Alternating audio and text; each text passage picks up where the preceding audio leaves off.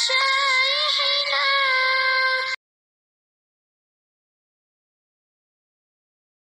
La tudrikul absar wa huwa yudrikul absar wa huwal latiful khabir.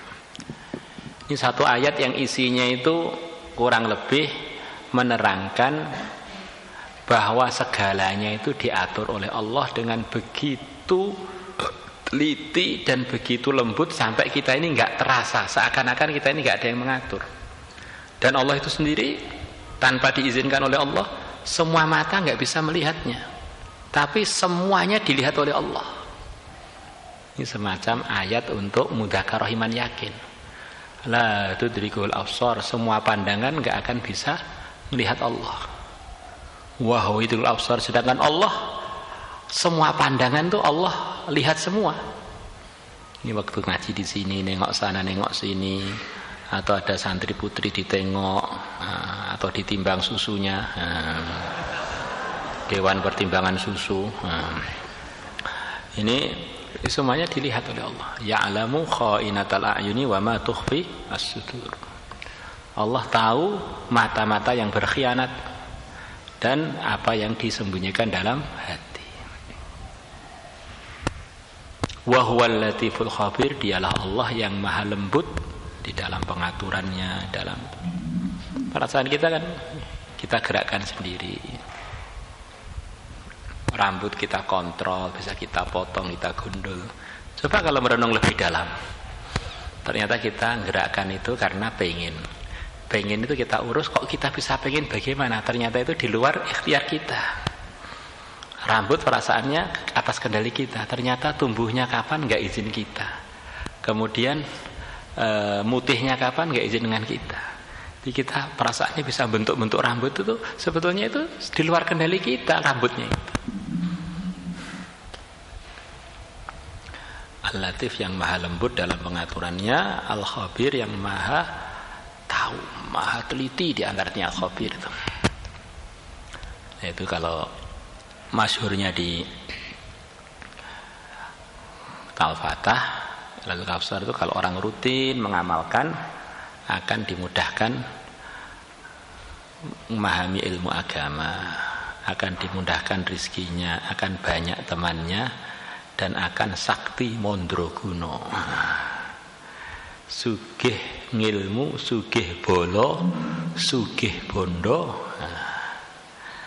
tambah sakti untuk penjagaan. Karena isinya Al-Kafsar adalah minta harap kepada Allah yang maha kuasa tadi untuk melindungi kita, maka kita niatkan untuk perlindungan, untuk penjagaan, untuk hajat-hajat kita.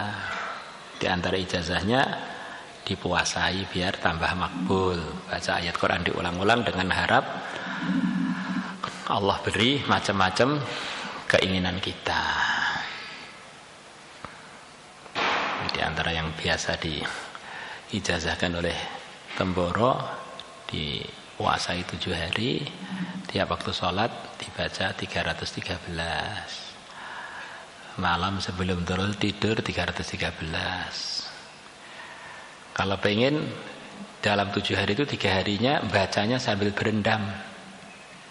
Ya, ini tentu saja istihadnya sebagian kiai, karena orang kalau berendam kan lebih konsentrasi, nggak nengok kanan nengok kiri. Terus dibaca dalam hati, bukan dibaca di dalam air. Ya kita makan minum air nanti. Nah, kalau sudah di dalam air itu membatin, bukan membaca kan. La tudrikuhul absaru wa huwa yudrikul absara wa huwal latiful khabir. Mohon penjelasan mengenai pengobatan menggunakan ginseng. Kurang begitu tahqiq, yang jelas ginseng itu termasuk satu tanaman yang dihusnudoni oleh banyak orang, terutama orang-orang Korea yang mereka terkenal dengan nama negeri ginseng. Wah, ini satu tanaman yang banyak manfaatnya untuk kesehatan tubuh, yang mana panasnya tidak sepanas jahe. Rata-rata orang tidak menolak badannya dengan ginseng itu. Ini salah satu tanaman yang banyak orang, jutaan orang mencoba, dan merasakan manfaatnya. Maka biasa untuk ramuan biar orang itu lebih fit, susu madu ginseng, STMJ, susu telur madu jahe. Kalau Indonesia begitu kan. Kalau orang-orang Korea STMG, susu telur madu ginseng. Kalau orang Jawa atau orang Indonesia ini ginseng itu ya bagus, tapi tidak sebagus jahe.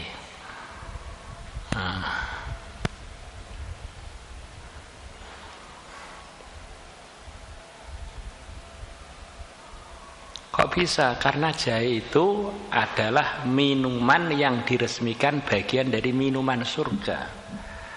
Mizajuha zanjabila, campurannya minuman surga adalah jahe. Maka nggak usah repot-repot cari ginseng, jahe aja sudah lebih baik. Katanya penjual jahe, katanya.